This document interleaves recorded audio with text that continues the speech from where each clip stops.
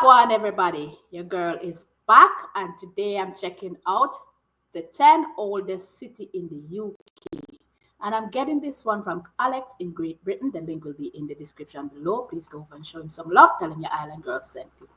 So we're gonna check these 10 cities in the UK. That they're the oldest. I can just imagine what this is going to look like, because you know I'm so in love with your history, your architecture.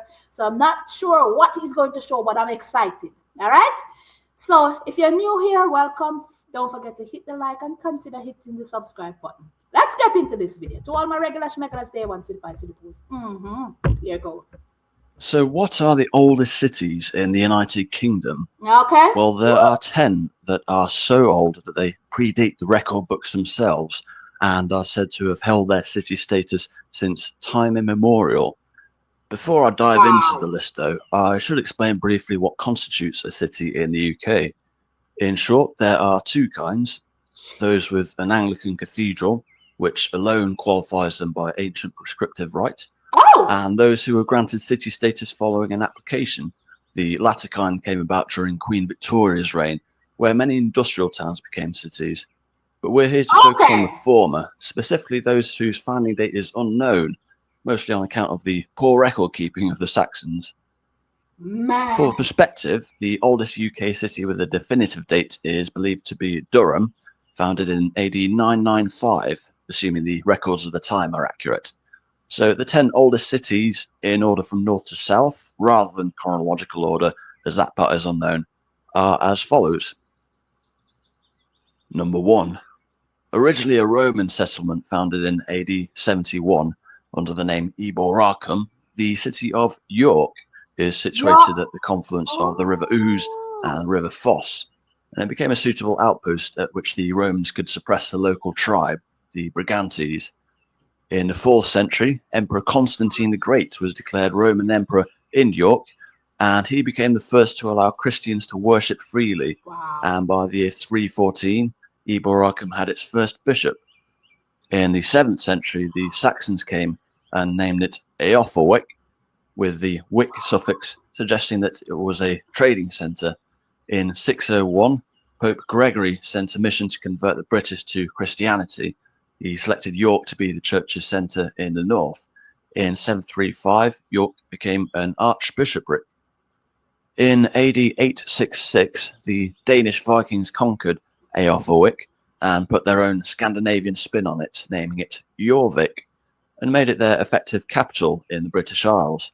Its iconic cathedral, York Minster, or to give it its official name, the Cathedral and Metropolitical Church of St. Peter in York, was consecrated in 1472 on the site of an old Saxon church believed to date from the 7th century, which in turn was on the site of the old Roman Basilica. This is, of course, the seat of the Archbishop of York. Number 2. I cannot get over how amazing these buildings look. The architecture. I don't know what went through these people's mind that way, and you still have it. You just rich, and he's walking down that like an alleyway, and I'm like, it's just it's remarkably beautiful, and it just takes my breath away. I'm like, oh my word, this is amazing. York, the oldest. He said he's not going in kind of order that word. My bad, guys. But I'm like, oh my word, it's so amazing to look at. Man, as old as 1994. That's a long time. Oh boy. 2. In the 6th century, St. Daniel founded a monastery in a settlement in the area we now refer to as North Wales. This became known as Bangor, meaning wattled enclosure in Old Welsh. Daniel became the first bishop of Bangor in the Kingdom of Gwynedd. On the site of the original monastery is Bangor Cathedral, which was built in the 12th and 13th centuries. Restorations took place over the centuries following various attacks, including one instance when King John destroyed it during a raid on Gwynedd. Bangor is the oldest city in Wales, or to put it another way, the oldest city in the UK outside of England. Number 3. interesting. It's amazing. I know I'm repeating myself, but I can't help it. I'm like, oh, the oldest in the city of Wales, the oldest is okay. I'm like, okay now. Guys, I love the scenery, man. It's so clean. It looks so peaceful. It looks so homey. It looks so inviting to just come, stay, and never leave. Oh boy, this is history, man. This is history, and the fact that you guys don't destroy stuff, you refurbish whatever need to be refurbished, and it's still there. It's just amazing. Number three. In the 7th century, St. Chad, Bishop of Mercia, declared this city his bishop's seat. The settlement was Lichfield, and it became the focal point of Christianity in the Kingdom of Mercia. Following Chad's death in 672, Lichfield became a place of pilgrimage. A Saxon church was built, which became his resting place. In the same spot, the Normans built a new cathedral from the year 1085. The construction of the present cathedral began in 1195, featuring the UK's only medieval triple spire. Number 4. UK's only medieval triple spire. That right there. Let me back it up a little. That view right there. Look at it. Oh, my word. Look at this. Look at it. Oh, take me away. This is just amazing. And I'm like, oh, just looking at the building, cascading down, looking as far as the eyes can see, the unison, oh, baby, oh, amazing. Just amazing. Woo. Let's continue because I'm losing my mind already. Let's continue. The medieval triple spire. Wow, Number 4.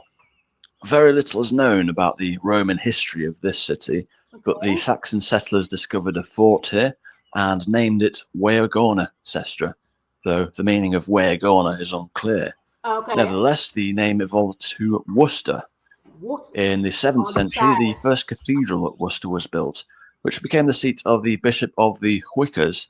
Hwicker was a tribal kingdom existing from the 6th to the 8th century, situated around the area equating approximately to parts of Worcestershire, Warwickshire, and Gloucestershire of today. Worcester was its capital. With the Viking invasion and subsequent establishment of the Danelaw in the 9th century, Worcester became a burh, i.e. a fortified settlement, as part of a move by King Ethelred and his wife Ethelfled to solidify the kingdom of Mercia against the Danish threat to the east. From the late 11th to the 16th century, a second cathedral was built in Worcester in a range of architectural styles from Norman to Perpendicular Gothic. Number 5. Wester. And when he's like the shires, I'm like, when he said that, I'm like, oh, the shires. And I'm like, oh, my word, those cathedrals that I'm looking at, I'm like, oh, baby, take me away. And there was 2 that was built there. And I'm like, I'm like, ooh, amazing. Just amazing, man. Look at this in front of me, too. I'm like, oh, please don't take your history for granted, guys. Don't, because the more I learn and see, the more I'm ready to move and just want to be there and enjoy this each and every day and learn as much as I can. Man, number 5.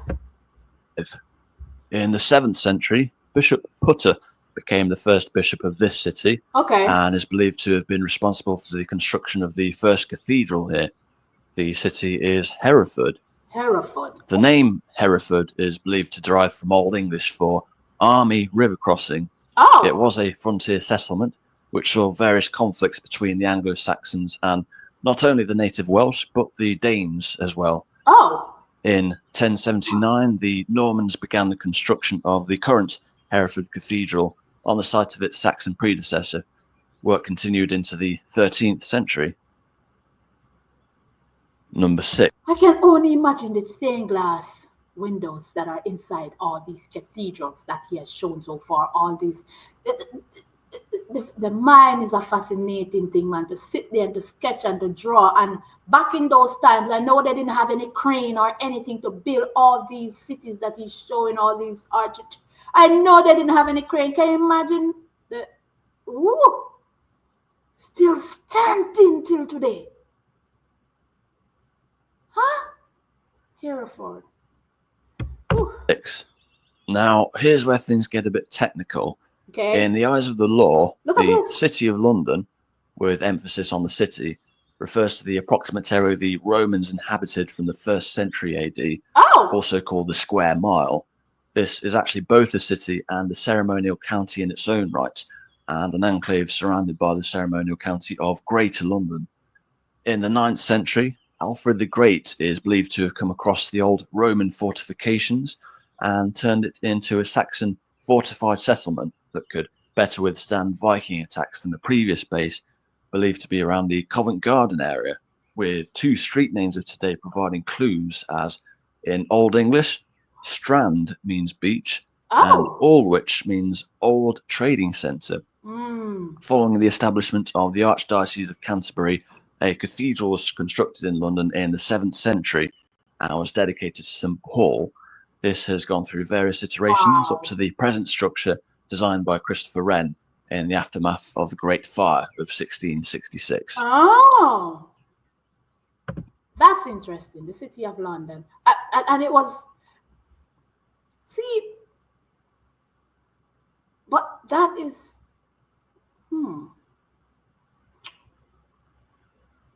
I'm thinking, guys. I need to Google what I'm thinking before I say it out and make a fool of myself. Because I don't want to make a fool of myself by saying what I am thinking. So I'm gonna Google it, and I'll pin my comment in the comment section for you guys to see where I'm coming from, where the City of London is concerned. But the cathedral that was built, oh my word, amazing. Number 7. Before the Romans came, this area was home to a tribe known as the Cantiaci, from which the name of both the city and its county, Kent, derive. Oh, The Kent! city, of course, being Canterbury. After the Claudian invasion of AD 43, the Romans established a military base which they called Duravernum Cantiacorum. This became the principal trading centre for the surrounding area. Around AD 270, defensive walls were put in place, which remain in place to this day, albeit with various reworkings. In the 6th century, the Jutes established the Kingdom of Kent, with Canterbury becoming its capital. In AD 597, St. Augustine arrived in England on a mission to convert its inhabitants to Christianity. In doing so, Augustine became the first Archbishop of Canterbury. By the 9th century, it was firmly established as the centre of the English Church. This did, however, mark it out as a target for the Danish Vikings across multiple generations. In 1011, Canterbury Cathedral was burnt following the capture of Archbishop Alphege. The cathedral was rebuilt and subsequently burnt on 2 more occasions before being built in stone.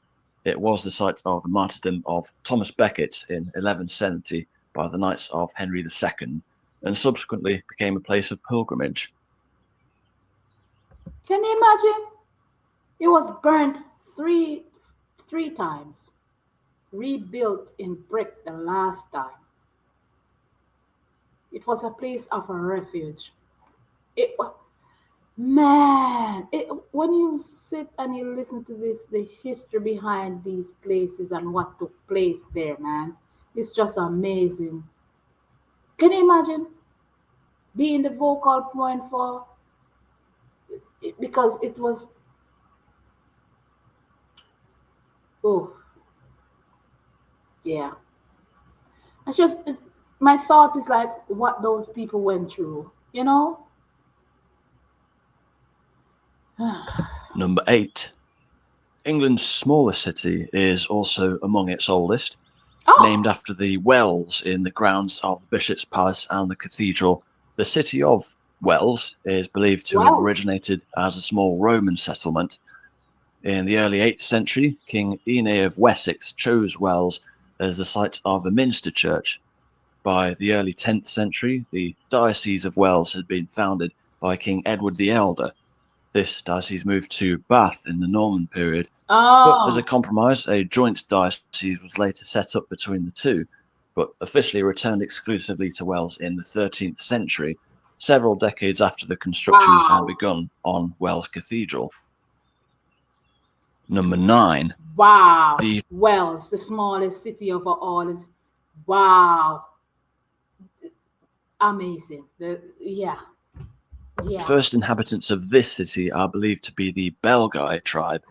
The Romans arrived here shortly after the Carthaginian invasion of AD 43 and Oh. established their own settlement, which they called Venta Belgarum. Well, The meaning of Venta is uncertain, but believed to be a Brythonic word for market. okay. When the Saxons discovered the abandoned Roman settlement, they named it Venta Casta, Then, meaning Fort of Venta, which evolved into Winchester.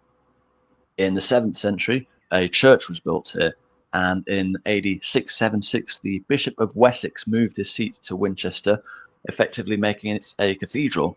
The Normans would later demolish this in the late 11th century and begin to build in its place the present Winchester Cathedral, although work continued until the 16th century. In AD 871, Alfred the Great was crowned King of Wessex and established Winchester as its capital. When okay. England became united as a single kingdom in the 10th century, Winchester remained the capital until the 12th century.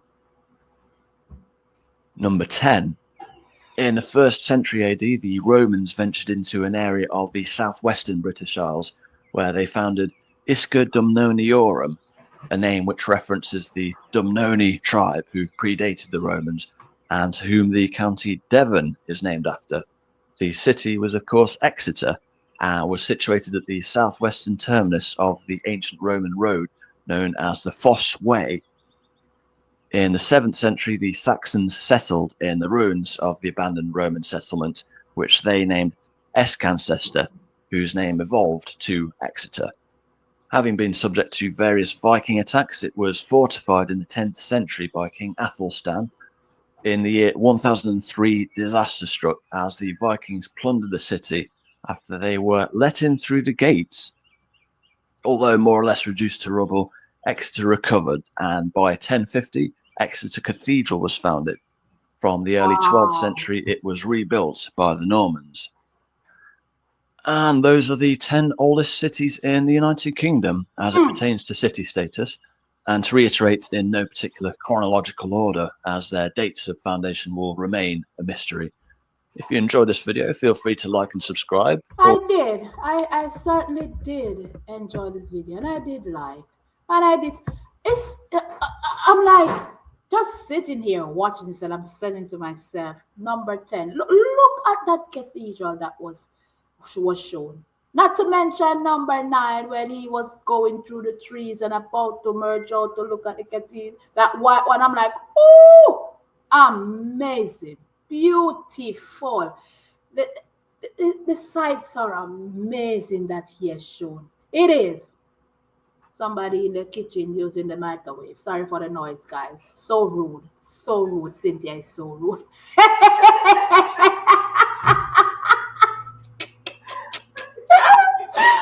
But I'm telling you, it's just amazing. And then he's saying they're not in chronological order.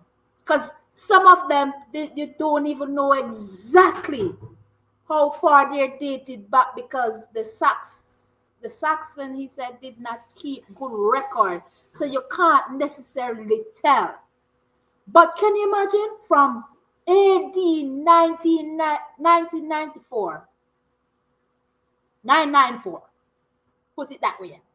That's just amazing, man. And to see that these structures are still there to this day is just remarkable. It's just amazing to just sit here and look at them.